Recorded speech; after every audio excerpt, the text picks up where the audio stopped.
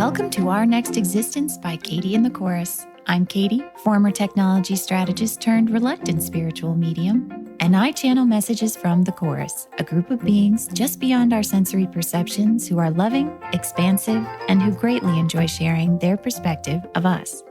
Join us each week as we share and discuss their ideas about humanity's existence, purpose, and future. Concepts you can draw from to accelerate your path, expand your perceptions, and ultimately step into the flow of the universe and your life. I spent my early career in startups, mostly around the area of Boulder, Colorado, which about, 15 or 20 years ago was really hitting a crescendo, like an influx of startups and tech meetups and things like that. And so I was sort of raised? How old am I? I don't know. I was sort of brought up in this startup culture of fail fast, break things, try again, listen to the customer, decentralize, share with others, sort of this ethos of building companies and solutions to existent problems in new ways. And so as you can imagine, with startups, you fail a lot, just all the time.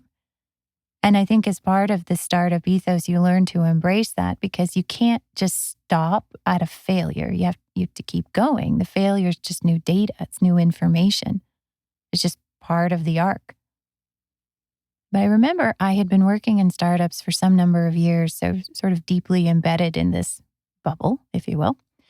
And I went to a networking event and I was talking to someone else who was coming from, I think, large companies, a long history in large companies and places where they had worked on projects for sort of years at a time and big budget, which is very different than startups that have usually not a lot of money or time to make money before you're just sort of totally broke and busted and you have to go work at Starbucks again. And this person said something about, I've heard you worked in startups and how did that go? And I said, yeah, I've done a few now. I don't know. My first one failed colossally. And as I said that, as I just rattled that off, my first one failed colossally.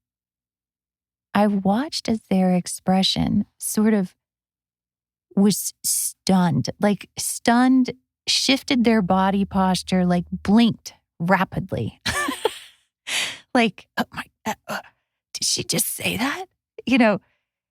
And I was fascinated because for so long I had been among people who were so comfortable with the idea of failure as just being part of daily life. It's just part of how you build stuff. That I came across someone who had clearly not been in that place, clearly would be penalized for failing, clearly avoided failing, and maybe even feared it for the sake of their career or their job. It was an incredible moment of contrast. And I immediately, perhaps even instinctively, softened what I said. And I said, well, we had this many customers and this many, and we pivoted it into this other thing. I carried the story quickly forward from that point of failure into what happened next. I don't know if you've noticed this with other humans you've talked to, and maybe even in talking to yourself. When the story continues, that sense of failure, softens. Oh, thank God they figured it out. It wasn't just a failure. They learned something, or they sold the company, or it kept going. Perhaps not dissimilarly. The Chorus today is making an introduction to a new way that they will be going forward. One in which, from a broader vantage point, from their vantage point, looks seamless and connected and all moving in a right direction. From a human standpoint, we may not be able to see those connections as clearly. And so to us, through this next phase of awakening, it may look like things have been left unresolved, have been disconnected, have been frustratingly unexplained. And it may seem like the loose ends are piling up more than the connected pieces are. That sense of a loose end is not unlike the human experience of failure. When something stops, when it dead ends, that energetic perspective that we hold is one that we might call failure. But from another, equally valid perspective, there are no actual dead ends. All things are energetically connected, weaving and expanding infinitely. And that perspective is one that you will hear now.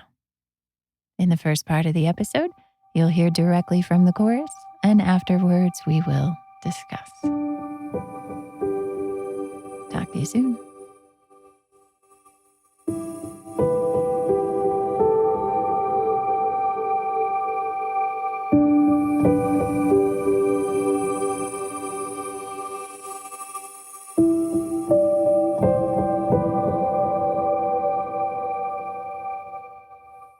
There are many activities in which humanity is engaged today.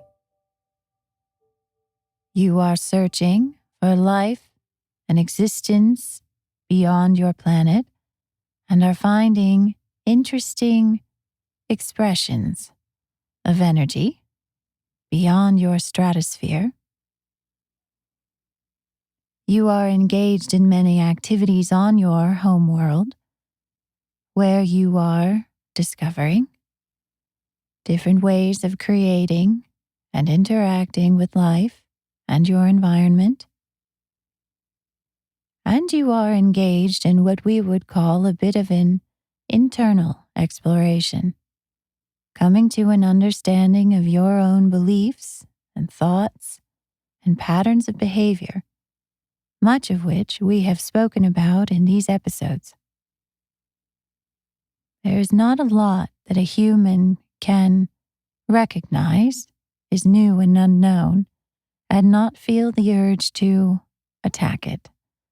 That is to say, to exert an immense amount of energy in the recognition that you do not yet understand a thing, and thus energize the fact that you do not yet understand a thing. This has been part of your experience of limitation here. Beloved, there are many things that we are about to bring up with you that will not completely make sense in the moment in which we broach the topic, and that is all right. For these topics are all beginning. They are all starting to unfold. There are many horses in this race, you could say, and they will all make it to the finish line. But sometimes we will move from one topic to another, not in an effort to confuse you, but in an effort to continue to open the aperture to all that can be learned, to all that is connected, to the larger and greater context into which all of these new pieces of information will fit. Were you more energetically connected, and as you become so, you will sense an underlying energetic continuity between the varying topics we bring up. Though from a five senses standpoint, what we are discussing may seem to be very different. Some of it may be aspects of your history. Others may be aspects of a day-to-day experience you are all currently having. From an energetic standpoint, these things are strongly connected.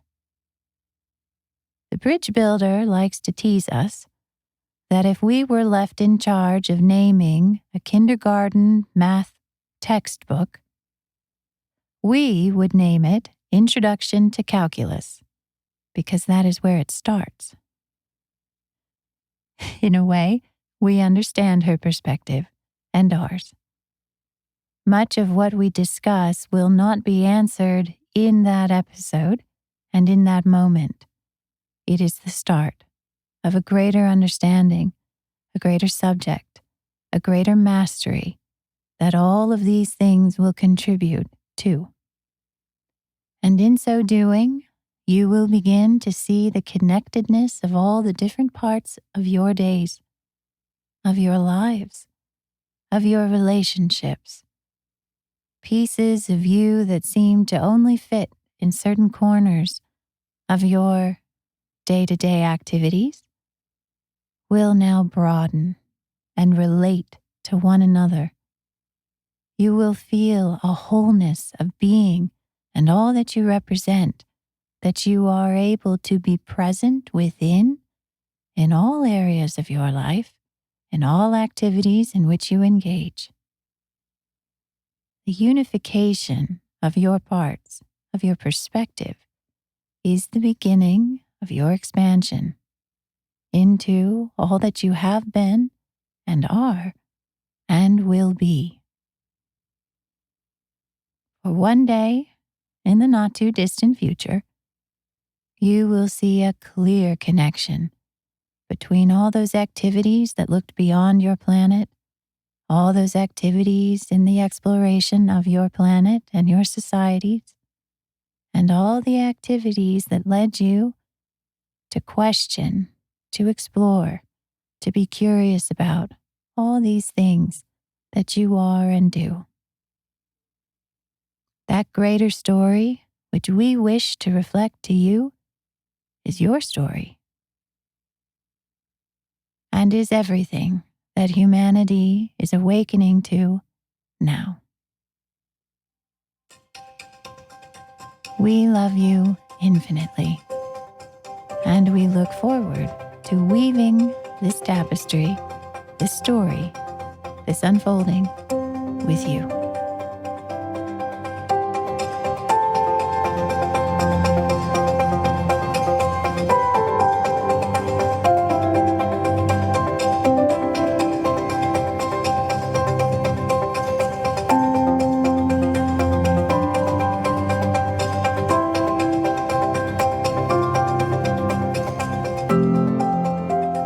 I love the chorus a whole lot, as you might have guessed by this point in the episode. But when they say anything slightly future leaning about something that's coming or something we're about to experience, it's always like, oh, F. Grab a parachute, everybody. Lock in. We are about to get pushed out of the airplane. And it's that sensation every time. It's that you could, if you trusted it, feel like the free fall was something incredible and amazing and that you're flying. And also it can just feel like you are tumbling through thin air. It can be both, and it's usually an accelerated experience of that both. We've been working on the second book, and just like the first book, it all sort of comes down in a rush. And they start off these chapters with like an indication of the topic. And so usually I'll jot down that topic as that chapter heading. And then inevitably, they never get around to talking about that topic in the chapter. They talk about other stuff. And if you keep going forward in the first book, and I imagine what will be the same process in the second, you start to get a sense of how they were laying down building blocks. They were laying down stepping stones to get to that new understanding of that topic. But for a human, it's not how it works. I mean, when we read a section heading, we expect that heading, that topic, to be discussed and potentially even answered in that section. And for the chorus, it's the opposite. They lay down the name of that topic where it starts, where it opens up. And so I hate to say it, but the second book so far is full of all sorts of headings that don't yet get answered. I'm excited for the day that they do. I think we all are. And, in their place are many other interesting topics that I didn't quite understand were connected to the topics they're opening up. So it is expansive. And also, it's kind of frustrating. Something interesting that's happened with the second book so far is that I know the topic broadly is time and memory. And they are discussing sort of in new ways our concepts of time and how we create it. And then in parallel, there's this unfolding story about humanity and our history. And the thing that has been most interesting to me about this process with this book is that it is totally different than the first book. The first book, they expressed to me all these things and all these topics, and we sketched them all out. And then I sat down and started writing it, and it came out of me in about 6 weeks. And then I started the podcast.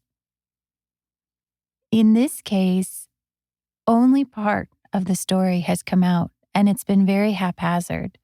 I get these bursts of information where I'll sit down and write them. And it's very much about linear time and a new understanding of time. But that second story, that story about humanity, our history, and what we are starting to remember or are about to remember is lagging. It's like it's not there. It's like there's this partner story that's supposed to exist in the book, and it's not quite materializing. I think it has something to do with us. They're waiting. They're waiting for us to realize important things, big things, historical things. I don't know what the word is. The course has never been one to give something away. They'll wait. They'll wait for me to recognize it every time. I can't tell you how many times they've suggested things, and I can tell that they're suggesting something, and I just don't quite get what it is, and it starts to get very frustrating. And then I go through some sort of experience and come out the other side with a totally different understanding of what I thought they were suggesting. And in that contrast, I understand then what I believed. I thought they were suggesting something about I needed to be more self-confident or something like that. And then I get to the other side of it and I realize instead that we have fundamental beliefs about obligation and what we allow ourselves to pursue, which goes way beyond being more confident. And by the distance of those two things, I look across the divide and realize that what I had believed, what I had thought I knew about self-confidence was actually a reflection of a limiting belief that was deeper. It's such an unreal process. It's almost hard to put into words at times. It's so energetic. It's so quick. It's so nuanced. And so I look back at those experiences and I see that they weren't just suggesting, they were practically saying it outright. But my perspective, based on the belief that I was awakening to hold, wasn't ready to hear it. Now, we could all berate ourselves for that. Believe me, I have. Highly recommend it. No, just kidding. But I started to notice that the berating of myself for not getting it really had next to nothing to do with the process of awakening. Because walking through that painful experience that brought me to the other side and seeing the deeper, larger aspect of limitation was the awakening. there's something else that tells us it should have been easier. It should be more pleasant. We shouldn't have to suffer like this. I should have already learned enough by now. And that is often coming from the five senses, from the limitation, as we talked about in last week's episode. That sense of inconvenience of like, this is going wrong, it shouldn't be this bad, is actually the part of us that is limiting the perspective of the new expanded perspective that we are awakening into. I was really struggling these last few weeks. There's been a lot going on with everything in my marriage and with the chorus and new entities that are showing up and mysterious things that are happening to my body that I don't understand. All of it. And I was really frustrated one night. And I was like, you know what the worst part is? It's that this feels awful right now. And I know that in 2 weeks' time, I'll feel better. I know that by 2 weeks from now, I will have passed through this. I will understand it. I will have some sort of amazing epiphany. I'll see it all more clearly. And I can know all of this. I know exactly where I am. I see what's happening. I see how I'm struggling. I see the beliefs that are contributing to my struggle. I see where I'll land. I see where I'll end up. And yet, I still wasn't okay with it. I still didn't want to go through it. In fact, it was even more frustrating to watch myself go through it and to know that there was nothing I could do to just fast forward to that future point in time when it would all be resolved. Honestly, it felt like a lot of bullshit. And I told the chorus that. I was like, this is bullshit. How many friends do I have? How many of you, listeners to these and other podcasts, have awakened to so much, have spent so much time being positive or doing cognitive behavioral therapy or seeing how you looked at something and moving through it, right? We're all there. And so really what happens is you just become more aware of your process of moving through it. You don't always get to circumvent the process. Do you know what the chorus said? Something that really, really pissed me off in their loving way. And they said, hang on, I wrote it down. Let me go grab it. They said, there are some things you can only learn through failure for a human. Ah, they're correcting me now. They're saying they would say it slightly differently. They're saying that our beliefs in failure were one of our greatest creations of limitation, and that in order to transform through the failure and to leave the game intact, we will have some of our greatest experiences and leaps forward in awakening by way of failure. Well, does that sound like something you're looking forward to or what? Can't wait. Colossal human failures on the horizon that will also propel us into new levels of awakening. You see, it's both. It's both. I can understand how failure can do that and how we can do that through failure, and I respect that. And I appreciate it. At least we can expand even through failure. And also, there's a part of me that is not looking forward to the experience of the failure. And I know what the New Age advice would be, that I need to get okay with failure, that I need to be at peace with being broken, that I need to allow for the mess, the mystery, and all the loose ends. You're probably right. But also, what if there's something else we can do? All right, so it's time I tell you a story. And like I've said before, other stories, and I will probably say again and again, you are not required to believe anything that I'm about to say. The point of all of these stories is not for all of us to continue to agree on the same things, although we can, but we've also been doing that for a very long time. The point is to feel the essence of what I'm saying, to feel the energy of it, to see how it resonates with you, to see if you like it, to see if you feel it or not. That's it. That's the whole experience. But I think, just maybe, some of these manifestations, some of these details, some of these characters, some of these things that are starting to unfold might be a lot of fun too. Right after I finished season 1, we were finalizing the book and getting ready to push it out for publication. As you can imagine, if you listen to season 1 of the podcast and my experience of coming out of this spiritual closet, it was not a smooth process.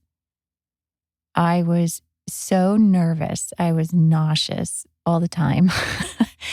I was anxious and not sleeping well. And it seemed very hard to keep going, to push it out and to publish it and to go through all those final steps. And as happens in awakening, there was a corollary process going on for me energetically, where in those final days, couple weeks, as we were finalizing all the details of the book, I was simultaneously experiencing an acceleration unlike anything I'd experienced yet. New messages were coming in from the chorus, and also I was starting to perceive a whole lot more beings. Now, this might sound customary for me at this point. Isn't that kind of what I do all day long? Well, we've not really spent a lot of time defining the chorus. I mean, they're loving and they're non-physical and they're out there somewhere. But another way of thinking about them is that they are completely off the game, meaning they don't participate in really any of our beliefs. And so there are many other beings between sort of that point and our point, where we have galaxies, to use their term, of beliefs. And in the couple weeks leading up to publishing the book, this is more of what I started to perceive, meaning beings who are not exactly what we would call five senses human, but beings that were not exactly way, way off where the chorus sits. They were somewhere in between. From the chorus's perspective, however, these beings were much, much, much closer to our wavelengths, meaning they shared in a lot of our beliefs of finiteness and insufficiency. To us, they might look very different, even though we might be able to sense a similarity or an ability to understand them. On the five senses spectra, they may be very difficult to perceive at all. And then beyond that, even though I was able to connect with these beings energetically, there were still palpable differences. So they were at once something a lot like me and also something so different that I had no conscious memory of ever having met anything like them before, ever. The waves of anxiety I was feeling in the couple weeks leading up to launching the book, you could very easily say were just because I was about to become a first-time author, and that's true. But also, as you know from listening to season 1 of the podcast, anxiety often has something to do with the present moment perception. It's not something you're thinking about, and it's not something that's looming in the future. It is, at times, an energetic perception that is coming through to you in the present moment, which the five senses belief system responds to by feeling anxious, because you are perceiving something, but it's not something on the classic five senses wavelengths. And so our belief systems activate, that energetic perception comes through, and that friction between those two things is what we call anxiety. As we continue to awaken into our energetic perceptions, that feeling that today we call anxiety will evolve. It will change. But for now, it comes through as sort of an agitation, an uncomfortable sensation, perhaps in the pit of our stomach or in our chest, somewhere in around our abdomen. Kind of moves around the more you get to know it. So I had waves of anxiety all day, every day. And the chorus was telling me that this was because my energetic perceptions were going through sort of like a burst of growth, a growth spurt. And as this was happening, I was also simultaneously going about my day, trying to, on the five senses wavelengths, while simultaneously feeling so much more energetically than I had ever felt before. So this is happening in the background, and my beliefs are activated. So I am very busy. I am super busy all day, every day. And not even with getting the book ready to be published, like stupid stuff like needing to clean out a closet or have to cook something or signing up to do more things or volunteering in my neighborhood. I mean, I don't know. It just it snowballs. And you just find yourself like crazy busy all of a sudden.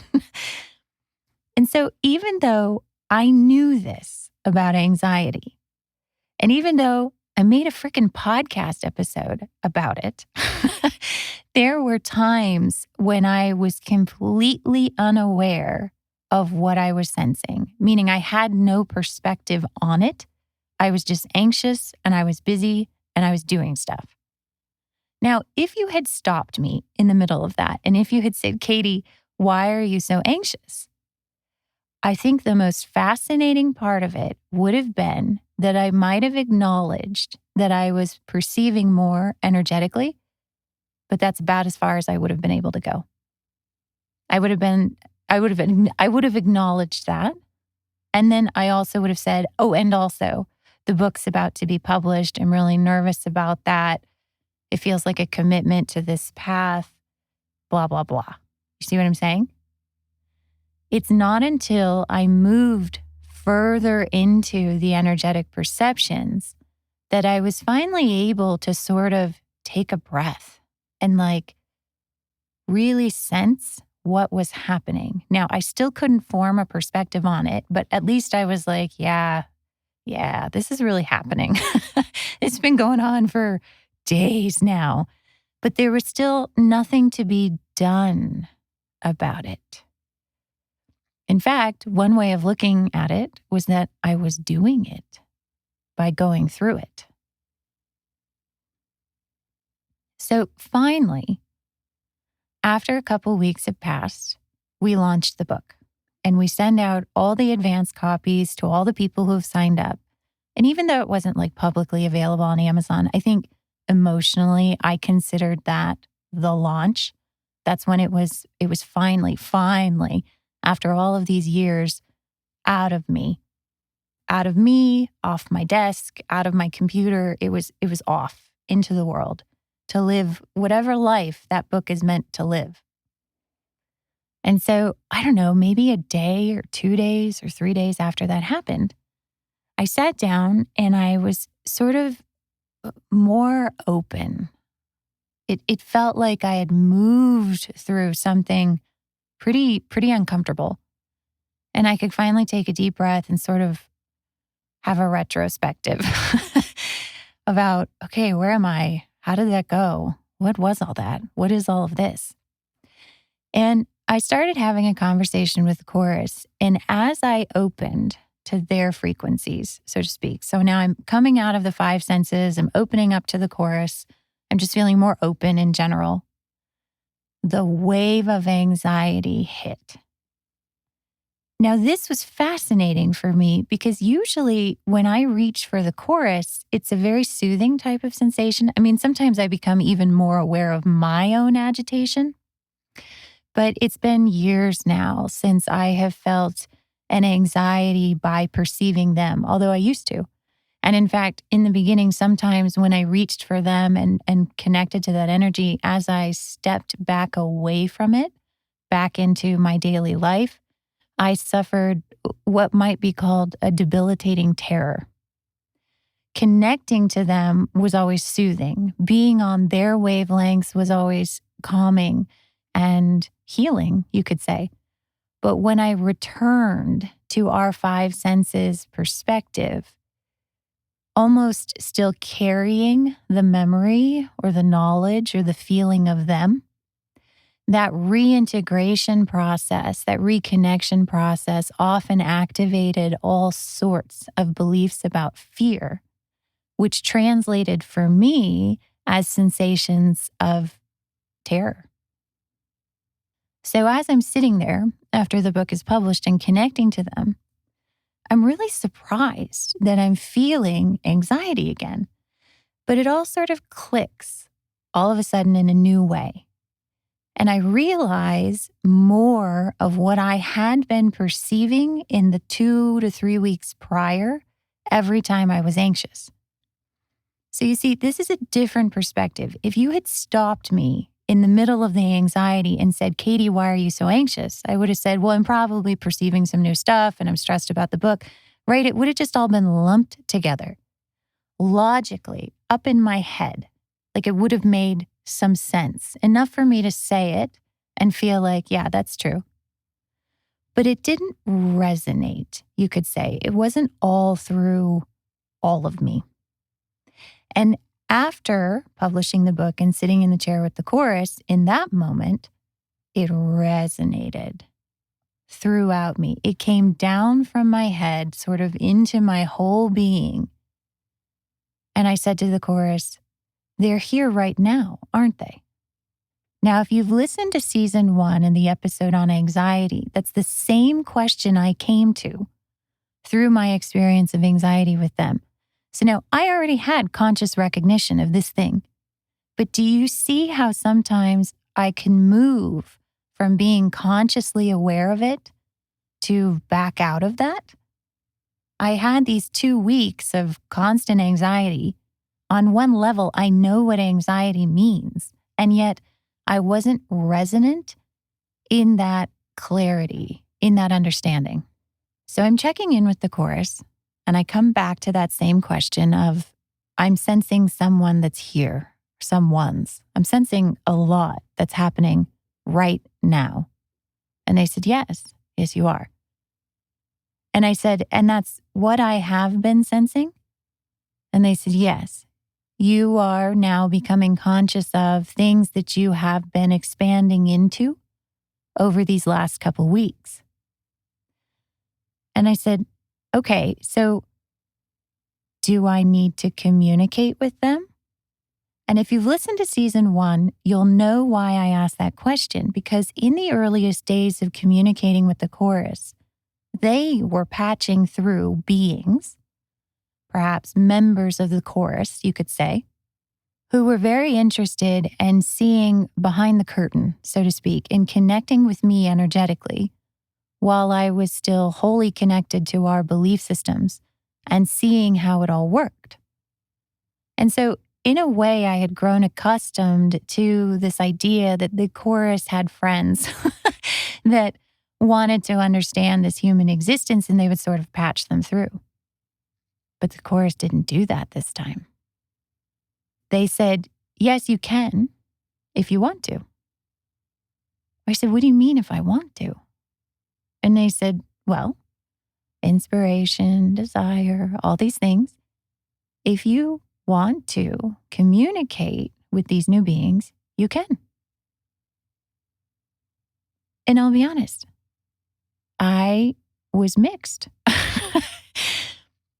It's sort of like, wait a second, I feel like I just crossed a finish line. Like I just finished the first season of the podcast. I just shipped the book. Like, whew, I did it, like wiping my brow, like 7 years of all of this mystery and trying to understand and illness and whatever, like I'm here. And basically on the day, the celebration of finishing those things, it was like this whole new level was just sitting there in front of me. And the chorus was saying, it's your choice. It's your choice if you want to engage in this or not. I wasn't sure that I did. So I thought about it, which is what we do as humans. I didn't, I don't think, I can't remember completely, connect that first night.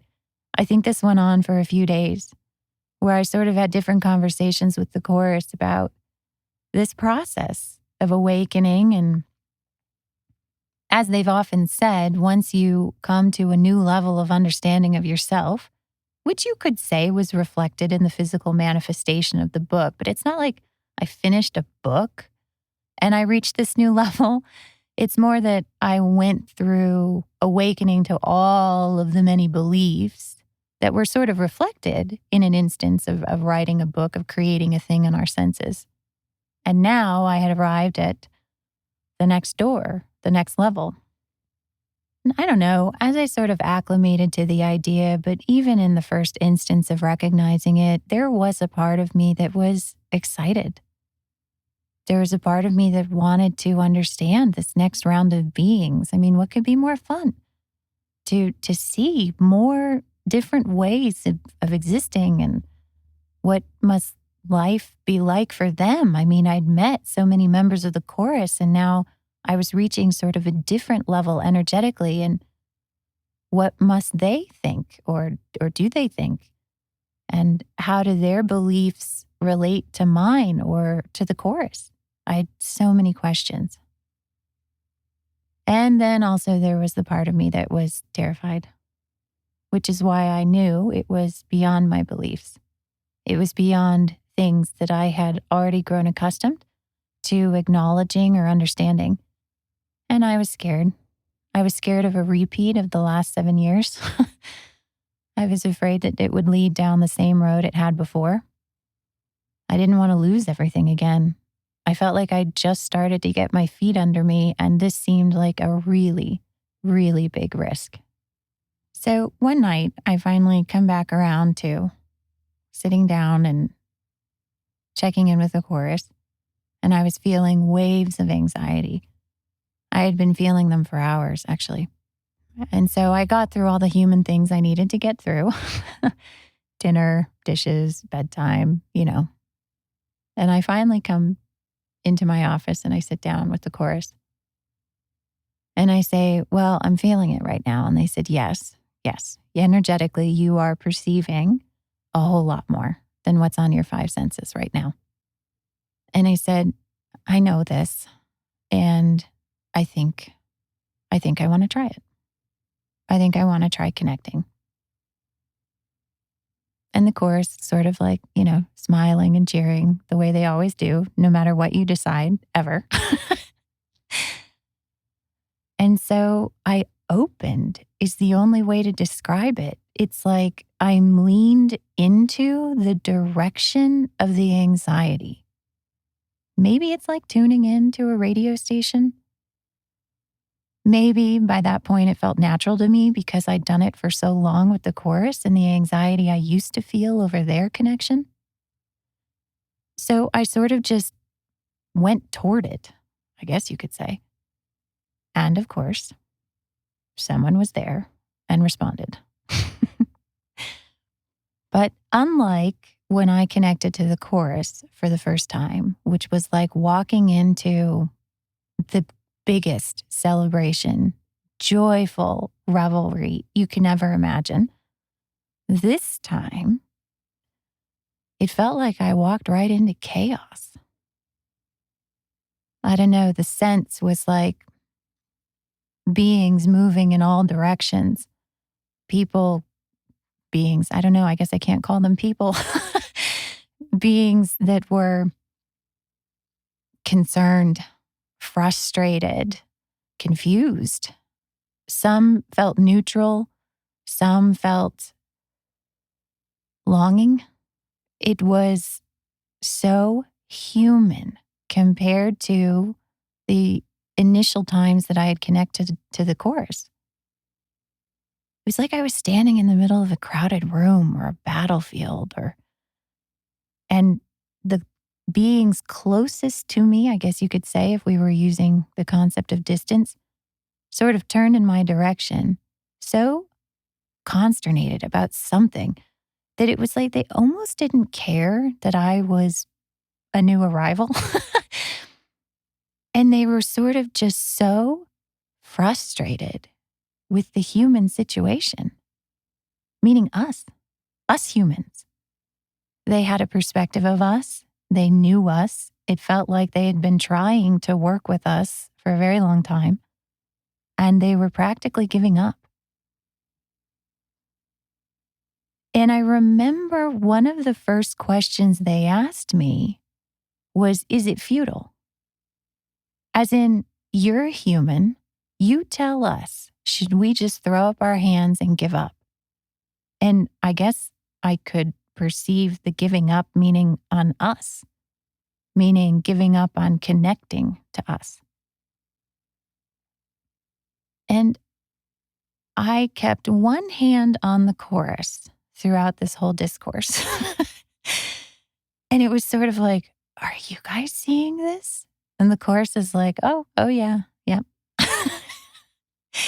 And, just sort of calm. And they're like, yeah, there it is. This is great. Isn't this great? So as usual, not entirely helpful to a human who's trying to figure out which way is up and what's safe and what's not. So the chorus is still there, ever the chorus. And I said to the chorus, they sound human. I mean, they don't feel human, but they also sound human. And the chorus said, yes, they are much, much closer to your wavelengths. And I said, they're frustrated, kind of like we get frustrated. The chorus said, yes. And it just felt so strange having energetically connected to the chorus for so long, who are completely incapable of frustration because they don't believe any of the things that we believe. And then to feel another entity on energetic wavelengths, though slightly different, that felt like us was weird.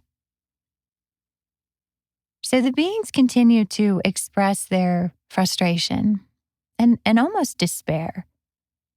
And they said, is it futile? And I said, well, I have no idea what's going on. But I don't think it's futile because I'm not sure that I believe in futility. Do you? And it was sort of like the energetic equivalent of several of them turning in my direction, as if saying, what did she say? And this reaction from them was very startling to me because it went from me walking into the middle of chaos to a portion of that busy room that seemed to all be very distracted and worried and frustrated over all sorts of other things that were happening, did like a quick head turn in my direction as soon as I said, I'm not sure I believe in futility. And they said, what do you mean? And I said, well, a belief in futility would assume that you can keep making physical action and not ever arrive at the outcome that you want. I'm not sure I believe in that anymore. I did for a while, clearly. I was human. I did a lot of stuff over and over and over and over again, and sometimes it didn't work. But I see that now, and so I'm not sure that I'm subject to the belief in futility in the same way. And given that choice, I'm not sure I would choose it today. I remember there being sort of like a moment of, from the beings as it sort of sunk in for them.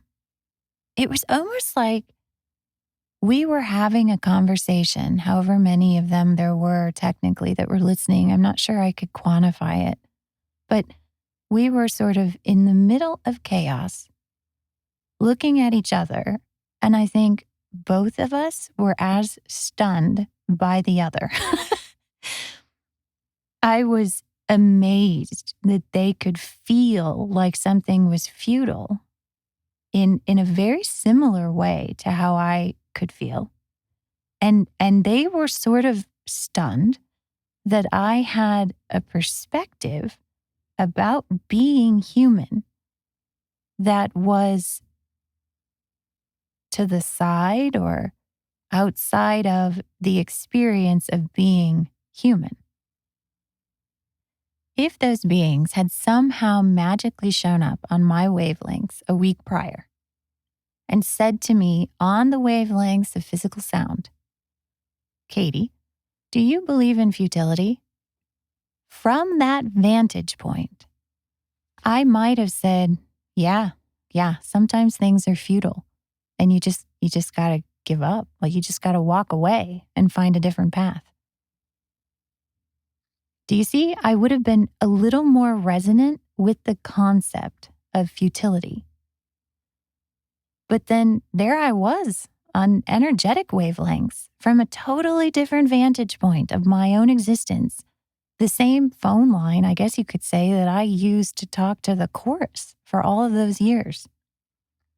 And a being turns to me from also the experience of futility and in a way says, do you believe in futility? To which I was able to reply that I saw it as a choice. I didn't take issue with the idea of futility. I saw it as a concept, and I saw it as a thing that could be chosen or not. So around this point in the conversations, the beings expressed that they would very much like to continue the conversation, that they kind of couldn't believe that I was human and saying that and resonating in this place and energetically connecting. And their frustration was now totally morphing into really sort of a mystification and a confusion and an interest. And that was about when my beliefs had had as much as they could handle. And I sort of thanked them and hung up the phone. And I turned to the chorus and I said, that was nuts. That was nuts. I mean, they were so much like me, but not human. And the chorus was glowing, just so divine. And they expressed that something very, very, very loving and expansive had just been connected and begun. There are many things that are going to start to unfold that won't all be explained in the minute they happen. As the chorus said, for a while, it's going to look like a lot of different horses in the race, but they will eventually connect and they will all cross the finish line. To me, failure is a horse in the race. It's not an underlying theme. It's not the game board. It's an aspect of awakening. Sometimes we're going to feel like we are riding the horse to the finish line and the championship trophy. And sometimes we're going to feel like the horse of failure is mowing us down. The issue is not with failure with the horse. It's with our choice of perspective. on the ground in front of the galloping horse, to the side of the galloping horse, on top of the galloping horse. There are so many options, so many more than we could list in our five senses perspective. But I do know this. The more time I have spent with the horse of failure and running along beside it and trying to keep up with it, the clearer it has become that I can simply jump on top of it and move with it. If futility is a choice, then failure could be too. We currently define failure by the five senses manifestations, by things we had thought would go one way and went quite another, and things that we judge are not going well. But if you move into an energetic place, maybe even the same place that you might start to perceive other beings from, you might see that failure is a construct of five senses manifestations and judgments and beliefs, and it is not actually reflective of the energy that underlies those things. It is possible to sense in failure the start of something important, the beginning of an opening, of an expansion, of new connections, of a colossal revolution that is uplifting and loving. When you sense, when you feel that aspect, for a while it may not line up to what's happening on the five senses. But the choice is yours. You can kneel down and try and sweep away the many hoof prints that are left in the dirt, or you can move with them and begin the ride of a lifetime.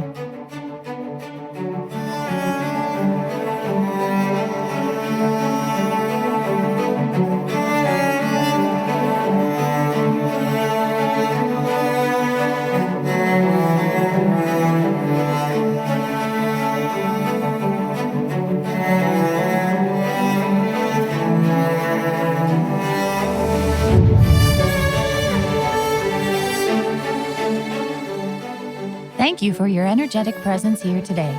If you would like to find out more about the Chorus and I, check out our book, The Book of Human Awakening, or shop our new store, visit katieandthechorus.com. Thanks again. See you next time.